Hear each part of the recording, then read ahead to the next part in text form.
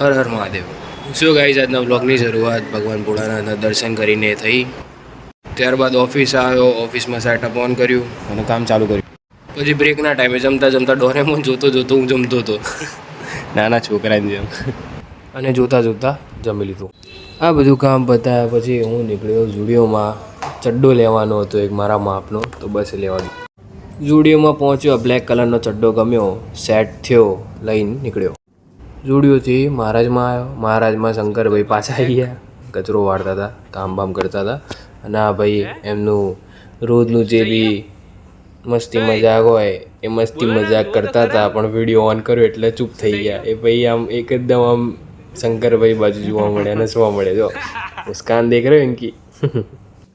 હા ભાઈને ચડ્ડો બધો હતો, આ ભાઈને તો ગમી ગયો ચડ્ડો. ત્યારબાદ એમને અગરબત્તી કરી અને પછી શાંતિથી 2 કલાક પછી હું વસ્તી કરીને ઘરે નીકળ્યો.